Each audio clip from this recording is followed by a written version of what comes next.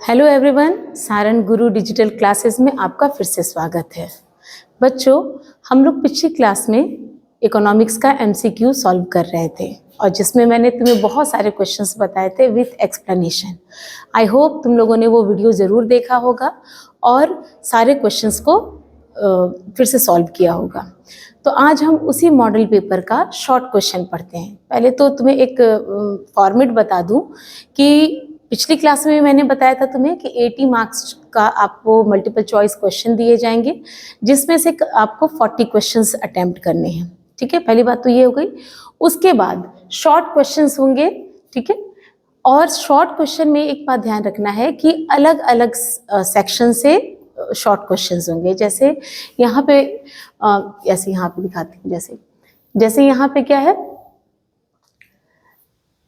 अगर हम बात करते हैं पॉलिटिकल साइंस की यानी राजनीति विज्ञान की, तो यहाँ पे क्या लिखा हुआ है कि 9 से 12 तक यानी 9, 10, 11, 12 4 क्वेश्चन जो है वो आपका शॉर्ट क्वेश्चन है। और इस शॉर्ट क्वेश्चन को, इस 4 क्वेश्चंस में से आपको 2 क्वेश्चन के आंसर देने हैं। इट मीन्स कि 2 जो है वो ऑप्शनल है, 4 में से एनी 2, किसी भी 2 क्वेश्चन को आपको अटेम्प्ट करना है। कितने मार्क्स का क्वेश्चन है ध्यान रखना है, ये क्या है 2 मार्क्स का क्वेश्चन है। यानी एटलीस्ट जब भी आप क्वेश्चन को अटेम्प्ट करेंगे एटलीस्ट आपको 2 या 3 पॉइंट्स उससे रिलेटेड लिखना ही होगा। ठीक है, तो इसी तरह जिस तरह राजनीति विज्ञान का हुआ कि 4 क्वेश्चन दिया गया है आपको, देखो 1, 2, 3, 4। ठीक है, तो ये शॉर्ट क्वेश्चन हो गया। अब उसके बाद आएगा दीर्घ उत्तरीय प्रश्न यानी कि लॉन्ग जो क्वेश्चंस हैं वो रहेगा। और लॉन्ग क्वेश्चन में 13 एवं 14 है ना, यानी केवल आपको 2 लॉन्ग क्वेश्चन दिया गया है और उन 2 लॉन्ग क्वेश्चन में से आपको किसी प्रत्येक प्रश्न के लिए इनमें से किसी एक का उत्तर दें, यानी किसी एक क्वेश्चन को अटेम्प्ट करना है। ठीक है, यानी कि आपके पास बहुत अच्छा एक चॉइस मिला हुआ है कि आउट ऑफ 4 में से, शॉर्ट क्वेश्चन में आउट ऑफ 4 में से 2 क्वेश्चन अटेम्प्ट करना है। तो जो भी आंसर में आप कॉन्फिडेंट रहिएगा उसी आंसर को आप मतलब लिखिएगा अपनी कॉपी में। उसी तरह यहाँ पे लॉन्ग क्वेश्चन है जिसमें 2 क्वेश्चन दिया जाएगा और ये कितने मार्क्स का है, 4 मार्क्स का। इट मीन्स कि इसको कम से कम 4-5 पॉइंट में जरूर लिखिएगा। ठीक है, और इसमें से किसी एक को अटेम्प्ट करना है। तो हम यहाँ पे आज हम किसको सॉल्व करने वाले हैं, अर्थशास्त्र के क्वेश्चन को। तो सबसे पहले हम शॉर्ट क्वेश्चंस को देखते हैं, यानी 4 शॉर्ट क्वेश्चन दिया हुआ है।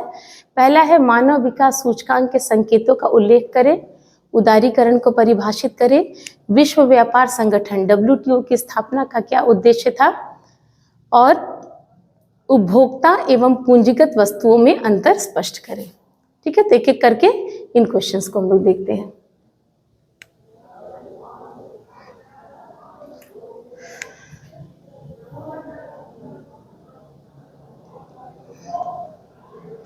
ठीक है,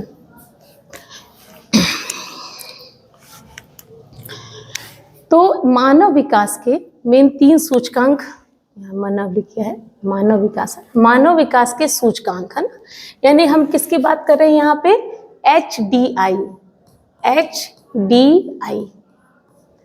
ये आपको क्लास में पढ़ाया गया है। मैंने आपको बताया था कि UNDP United Nation Development Programme एक रिपोर्ट पब्लिश करती है। उस रिपोर्ट को हम कहते हैं HDR, या फिर हिंदी में हम कहेंगे कि UNDP एक रिपोर्ट पब्लिश करती है, मानव विकास रिपोर्ट। ठीक है, ये मानव विकास रिपोर्ट के अंतर्गत ये क्या करती है कि इंडेक्स को पब्लिश करती है। इंडेक्स क्या होता है, जिसके अंदर रैंकिंग की जाती है ना, उसको हम लोग क्या कहते हैं, इंडेक्स कहते हैं। तो यहाँ पे भी क्या करती है कि जो इस रिपोर्ट में क्या किया जाता है, एक इंडेक्स को पब्लिश किया जाता है। लेकिन ये इंडेक्स किस चीज का होता है, ये कंट्रीज का इंडेक्स होता है। ठीक है, अब जैसे कि तुम लोग देखते हो कि अब अगर आप अपनी बुक ओपन करते हो तो देखते हो इंडेक्स होता है जिसमें नंबर 1 पे क्या है, 2 पे क्या है, 3 पे क्या है, एक सीक्वेंस होता है ना। तो उसी तरह क्या होता है कि HDI ऐसे समझो कि ह्यूमन डेवलपमेंट रिपोर्ट पब्लिश हुई, HDR को पब्लिश किया किसने, UNDP ने, है ना। UNDP के द्वारा मानव विकास रिपोर्ट या फिर ह्यूमन डेवलपमेंट रिपोर्ट को पब्लिश किया गया। और इस रिपोर्ट के अंतर्गत क्या पब्लिश किया गया, एक मानव विकास इंडेक्स है ना, सूचकांक। इंडेक्स को हिंदी में क्या बोलते हैं? सूचकांक बोलते हैं। तो ह्यूमन डेवलपमेंट इंडेक्स को पब्लिश किया गया, मानव विकास सूचकांक को पब्लिश किया गया। क्लियर है यहाँ तक? है क्या ये इंडेक्स? इसके अंदर रैंकिंग की जाती है। किसकी? कंट्रीज की। विश्व के जितने भी देश हैं उसमें क्या किया जाता है? इनकी क्या की जाती है? इनको रैंक दिया जाता है। किस आधार पे?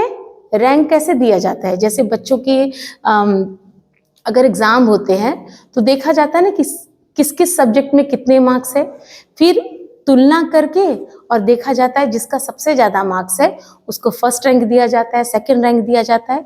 तो इसी तरह यहाँ पे कंट्रीज को रैंक दिया जाता है। किस आधार पर? 3 चीज़ों पे तुलना करके। यहाँ पे 3 सूचकांक को इस्तेमाल किया जाता है। कौन कौन से? क्वेश्चन हम लोग का अब यही है कि मानव विकास सूचकांक, हमें पता चल गया कि मानव विकास सूचकांक क्या है। क्लियर? अब क्वेश्चन पूछ रहा है कि मानव विकास सूचकांक के संकेतकों का उल्लेख करें। तो 3 मेन संकेतक होते हैं। ठीक है, पहला है, यहीं पे लिख दे रही हूं इसका, फर्स्ट है जीवन प्रत्याशा। जीवन प्रत्याशा। सेकंड है शिक्षा का स्तर। शिक्षा का स्तर। और थर्ड है, मेरे ख्याल से सब थर्ड है जीवन स्तर। जीवन स्तर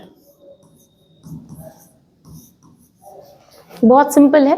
किसी भी मतलब कंट्रीज की तुलना करने के लिए हम कई सारे संकेतकों का इस्तेमाल कर सकते हैं, बट यहाँ पे जो मेजर संकेतक है हम केवल उसी को यूज करेंगे। यानी किसी भी देश में रहने के लिए अगर वहाँ की कंट्री के लिए सबसे बेसिक फैसिलिटीज क्या होना चाहिए? शिक्षा, हेल्थ और वहाँ जीवन स्तर यानी इनकम। एक एक करके देखते हैं। जीवन प्रत्याशा, जिसको कि इंग्लिश में हम कहते हैं लाइफ एक्सपेक्टेंसी। एक्सपेक्टेंसी, ठीक है, लाइफ एक्सपेक्टेंसी। शिक्षा का स्तर यानी कि पहले एक एक करके। हाँ, तो फर्स्ट संकेतक जो है, आंसर यही है कि फर्स्ट संकेतक है शिक्षा का स्तर, sorry life expectancy. Life expectancy होती क्या है?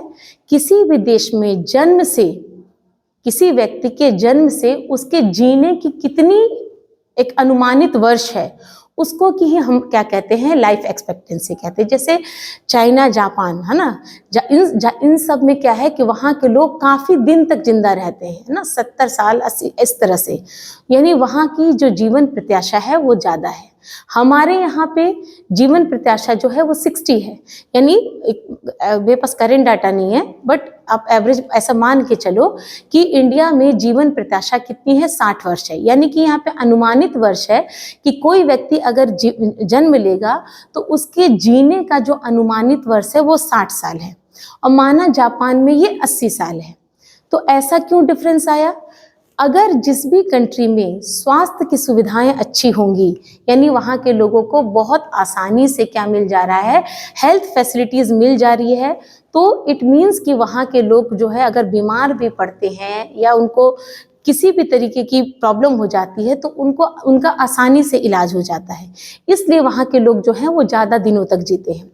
और जिस कंट्री में जीवन प्रत्याशा कम है, फॉर एग्जांपल अगर माना हमने कि जापान में 80 है और इंडिया में 60 है, इट मीन्स कि यहाँ के जो हेल्थ फैसिलिटीज़ है अभी उतनी इम्प्रूव्ड नहीं है as compare to the Japan. ठीक है, यानी जीवन प्रत्याशा क्या बताता है? उस देश में स्वास्थ्य की जो सुविधाएं कितने अच्छे तरीके से उपलब्ध हैं। ठीक है, तो ये तो हो गया पहला संकेतक। तो सभी कंट्रीज में देखा जाएगा कि वहाँ की जीवन प्रत्याशा कितनी है। जिस कंट्री में जीवन प्रत्याशा सबसे ज्यादा होगी उसको हम क्या रखेंगे? ऊपर के रैंक पे रखेंगे। ठीक है, तो पहला संकेतक हो गया। दूसरा संकेतक शिक्षा का स्तर, ये किससे मापा जा सकता है? लिटरेसी लेवल से मापा जाता है, नेट अटेंडेंस रेशियो से नापा जा सकता है, या कितने जो इनरोल्ड बच्चे हैं उनसे मापा जाता है। यानी तो जिस कंट्री में लिटरेसी रेट ज़्यादा है, ज़्यादा से ज़्यादा बच्चे जो हैं वो इनरोल्ड हैं स्कूल में, ठीक है, तो वहाँ पर क्या होगा, शिक्षा का स्तर जो होगा वो ऊपर होगा। तो ऐसी कंट्रीज को ऊपर का रैंक दिया जाएगा। थर्ड है जीवन स्तर। जीवन स्तर क्या है? किस पे बेस्ड है? आय पर। अगर आपके पास इनकम है, इट मीन्स कि आपका स्टैंडर्ड ऑफ लिविंग जो है वो अच्छा ही होगा, है ना, क्योंकि इनकम से आप क्या कर सकते हैं, मटेरियल गुड्स को बाय कर सकते हैं, खरीद सकते हैं। तो ये जो है 3 संकेतक हैं किस चीज के? मानव विकास सूचकांक के। क्लियर है? मानव विकास सूचकांक के संकेत क्या हैं? तो 3 संकेत है, जीवन प्रत्याशा, शिक्षा स्तर, जीवन स्तर। जीवन प्रत्याशा का संबंध उस देश की स्वास्थ्य संबंधी सुविधाओं से है। शिक्षा का स्तर उस देश में शिक्षा की जो फैसिलिटीज प्रोवाइडेड है कि नहीं है, या किस हद तक प्रोवाइडेड है, उस पर डिपेंड है। और जीवन स्तर उस देश के लोगों के इनकम पर या उस राष्ट्र की इनकम पर बेस्ड है। ठीक है, तो ये हो गया इसका आंसर। नेक्स्ट है उदारीकरण को परिभाषित करना है। इसको नाम से यहाँ पे इंग्लिश में देखो और इजी हो जाएगा। लिबरलाइजेशन या उदारीकरण, उदार वर्ड से बना है, ठीक है, और अगर इंग्लिश में देखें तो ये लिबरल से बना है। लिबरल मतलब क्या होता है? थोड़ा खुला, है ना, उतना ज्यादा क्या है, सख्त नहीं होता है ना। उदार होना मतलब क्या है कि आपने क्या किया है, बहुत सारा जो है किसी पे कुछ प्रतिबंध नहीं लगा रखा है, तो उसको ही हम क्या कहेंगे, उदार, मतलब उदार कहेंगे। अब ये टर्म जो है इससे बनता है हमारा उदारीकरण। उदारीकरण का संबंध मेनली व्यापार नीतियों से होता है। जब 2 देश खास करके आपस में व्यापार करते हैं तो क्या होता है कि जब एक देश अपनी वस्तुओं का निर्यात करता है दूसरे देश में, ठीक है, और फॉर एग्जांपल इसको ऐसे समझाते, मान लो कि यहाँ पे यूएसए है, एक कंट्री है, और यहाँ पे क्या है, इंडिया है। इन 2 कंट्री में क्या हो रहा है, ट्रेड हो रहा है ना, ये क्या हो रहा है, ट्रेड हो रहा है, व्यापार हो रहा है। अब व्यापार कैसे होता है? या तो इंडिया अपनी वस्तुओं को यहाँ भेजे, अगर ये भेज रहा है तो इट मीन्स ये क्या कर रहा है, निर्यात कर रहा है, यानी एक्सपोर्ट कर रहा है। और यूएसए मंगा रहा है तो हम कहेंगे कि यूएसए क्या कर रहा है, वस्तुओं का आयात कर रहा है। तो निर्यात और आयात पे क्या किया जाता है, बहुत सारे प्रतिबंध लगाए जाते हैं।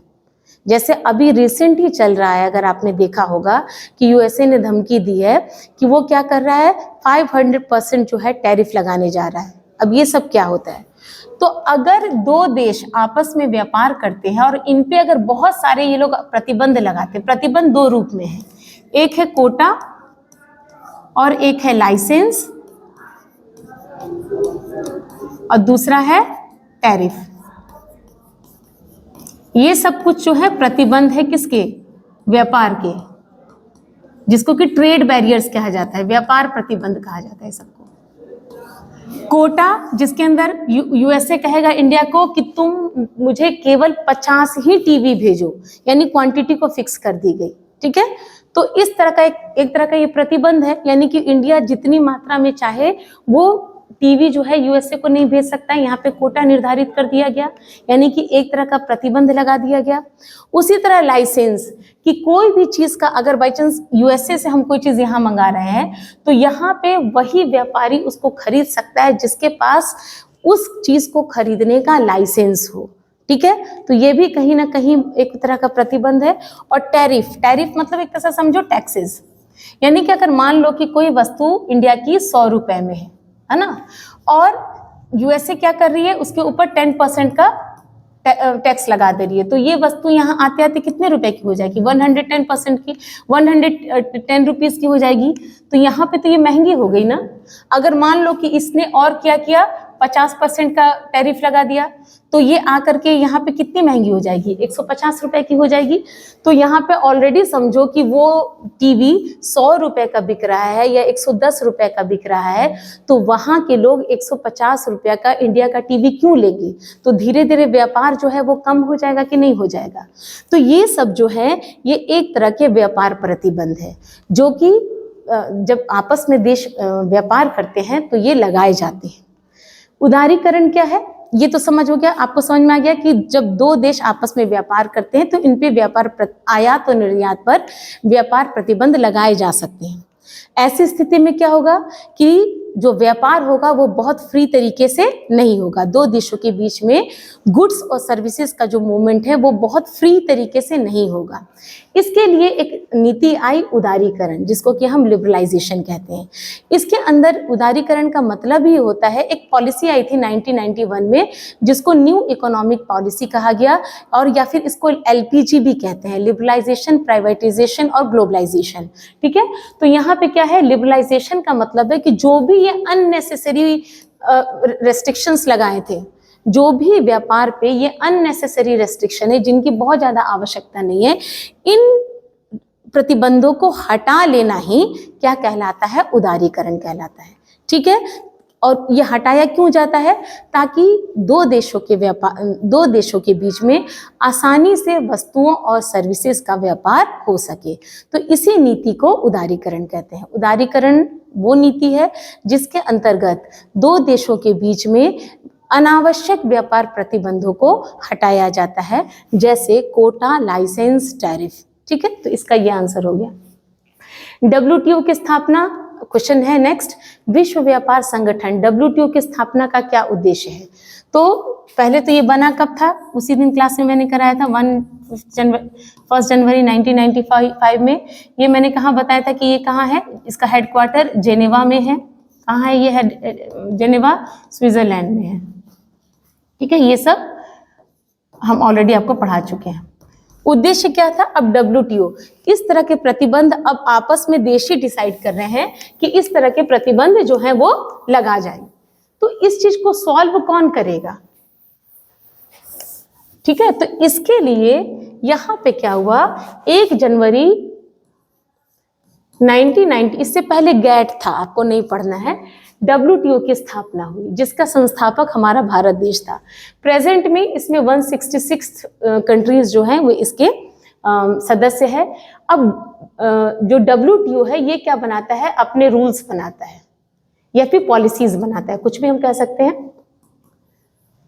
अब इन पॉलिसीज को क्या करना होता है, इन सभी 166 देशों को मानना पड़ता है, और इसका उद्देश्य ही होता है कि ये अनावश्यक प्रतिबंध जो देश हैं वो आपस में एक दूसरे पर व्यापार पर न लगाएं, यानी कि सभी देश जो हैं वो क्या करें, बहुत फ्रीली एक दूसरे के साथ ट्रेड कर सकें। तो यही क्या है, WTO की स्थापना का उद्देश्य था।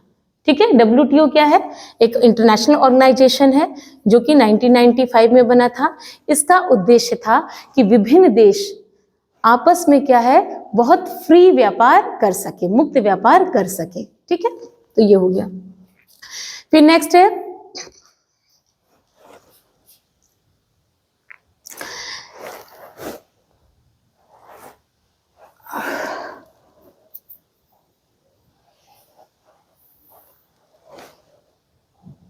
उपभोक्ता वस्तु और पूंजी वस्तु।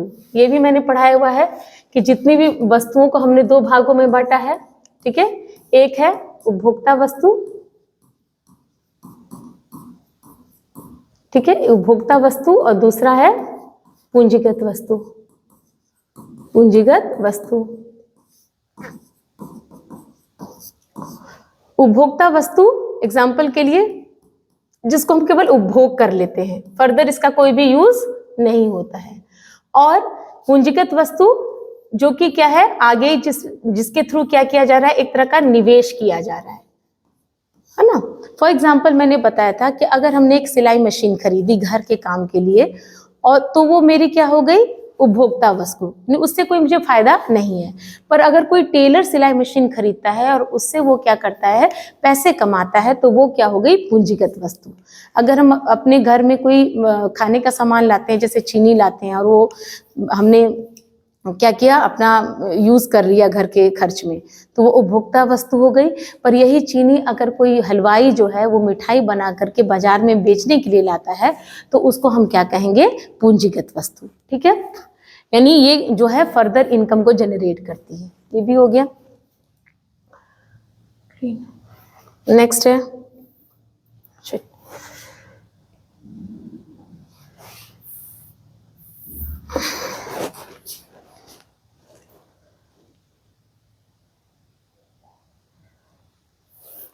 अरे यार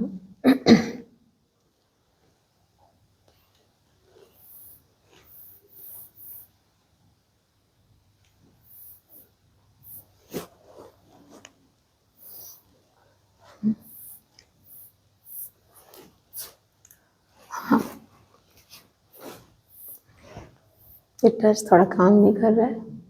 हाँ, ये क्या है, राष्ट्रीय आय क्या है, लॉन्ग क्वेश्चन है। हाँ, और राष्ट्रीय आय में आने वाली कठिनाइयों का वर्णन करें। तो राष्ट्रीय आय क्या है, कई बार मैं पढ़ा चुकी हूँ आपको कि राष्ट्रीय आय क्या है। एक मिनट,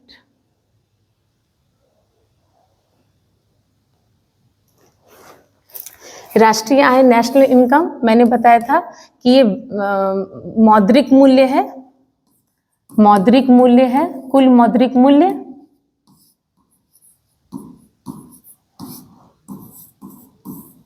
किसका, जोड़ है किसका, जितनी भी अंतिम वस्तुएं हैं, अंतिम वस्तु प्लस अंतिम सेवाओं का, इनकी सेवाओं की के मौद्रिक मूल्य का ये क्या है, जोड़ है।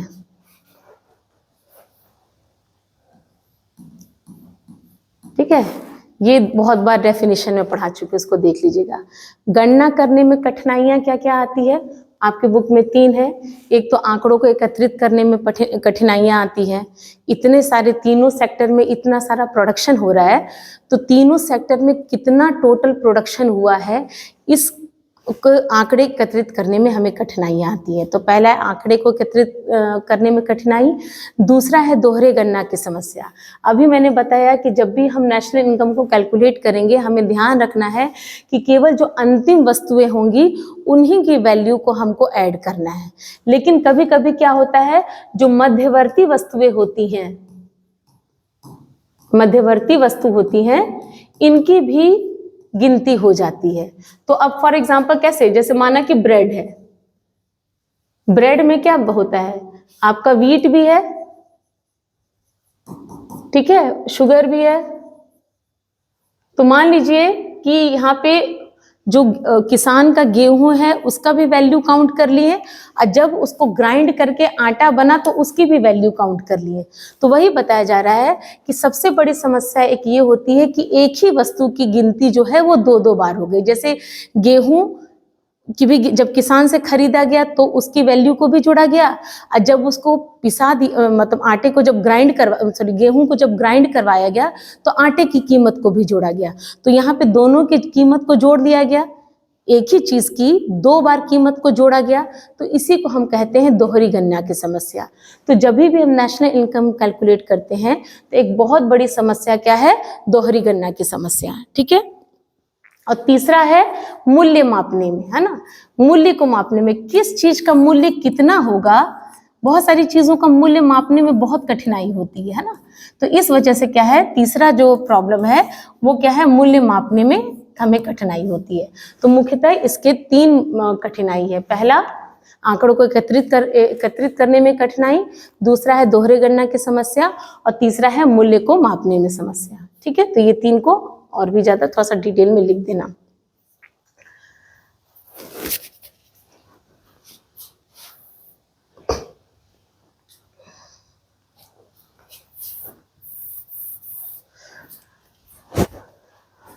हाँ, ठंडा इसकी वजह से हो रहा है। नेक्स्ट है आर्थिक विकास के माप के 3 सूचकांकों का वर्णन करें। ठीक है, बहुत बार बता चुकी हूँ। पहला सूचकांक हो गया तुम्हारा नेशनल इनकम, दूसरा सूचकांक हो सकता है तुम्हारा पीसीआई, तीसरा सूचकांक हो सकता है एचडीआई, ठीक है, चौथा सूचकांक हो सकता है इंफ्रास्ट्रक्चर। इंफ्रास्ट्रक्चर को क्या बोलेंगे? आधारित, मूलभूत आधारित संरचना, इंफ्रास्ट्रक्चर। पांचवा हो सकता है उपभोक्ता व्यय, कंज्यूमर एक्सपेंडिचर, उपभोक्ता व्यय। अगर किसी भी देश के हमें आर्थिक विकास को नापना है तो हम नेशनल इनकम के थ्रू नाप सकते हैं, यानी उस देश में जितना भी एक साल में उत्पादित होने वाला अंतिम वस्तुओं और सेवाओं के मौद्रिक मूल्य को जोड़ देंगे, जितना टोटल आएगा वो हमारा नेशनल इनकम आएगा। तो सभी कंट्री की नेशनल इनकम को देख लेंगे, जिस कंट्री की नेशनल इनकम ज़्यादा होगी हम कहेंगे कि उस देश का आर्थिक विकास सबसे ज़्यादा है।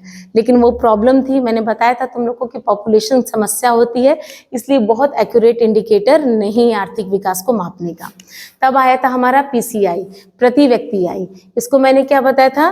नेशनल इनकम को जब हम टोटल पॉपुलेशन से, है ना, राष्ट्रीय आय को, यहाँ पे हिंदी में भी आप समझ जाइएगा, राष्ट्रीय आय को जब हम कुल जनसंख्या से भाग दे देंगे, अगर जनसंख्या से भाग दे देंगे तो हमारा क्या पता चलेगा हमको?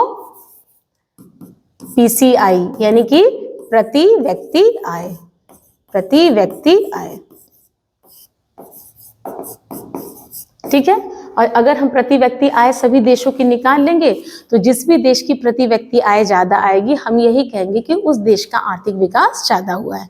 तो प्रति व्यक्ति आय अभी सबसे अच्छा इंडिकेटर है आर्थिक विकास को मापने का। ठीक है, नेक्स्ट था हमारा एचडीआई। अभी मैंने बताया कि 3 संकेतकों को लेंगे, शिक्षा, स्वास्थ्य और आय।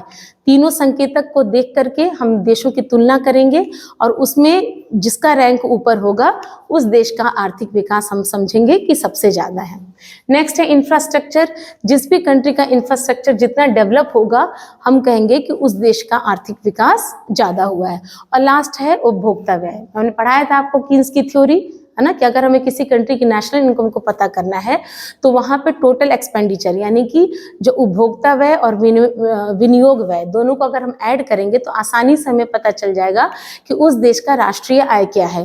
तो अगर जिस देश में उपभोक्ता व्यय जितना ज़्यादा है हम ये कहेंगे कि उस देश का नेशनल इनकम उतना ही ज़्यादा है और उस देश का आर्थिक विकास भी सबसे ज़्यादा है। तो दीज आर द 5 इंडिकेटर्स, या ये 5 सूचकांक है जिसके थ्रू हम जान सकते हैं कि किसी भी देश का आर्थिक विकास को कैसे मापा जाए। ये इन्हीं संकेतकों के द्वारा या सूचकांकों के द्वारा हम किसी भी कंट्री की आर्थिक विकास को मापते हैं। ठीक है, हो गया ये मेरे ख्याल से।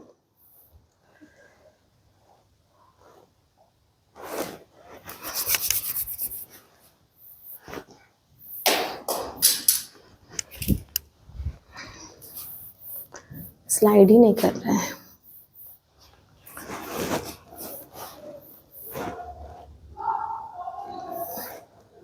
तो यही मेन क्वेश्चन है। एक क्वेश्चन अच्छा हो गया, चल यही 1 2 3, हाँ 2 क्वेश्चन है आपका और इसी 2 क्वेश्चन में एक क्वेश्चन आपको अटेम्प्ट करना है। तो मेरे ख्याल से ये वीडियो अच्छा लगा है आपको। अभी भी फिर से आप जहाँ भी प्रॉब्लम हो रही है मेरे प्रीवियस वीडियो इसी प्लेटफॉर्म पे अवेलेबल है, तो वहाँ जा कर के तुम लोग क्या कर सकते हो, वीडियो को वॉच कर सकते हो। Thank you.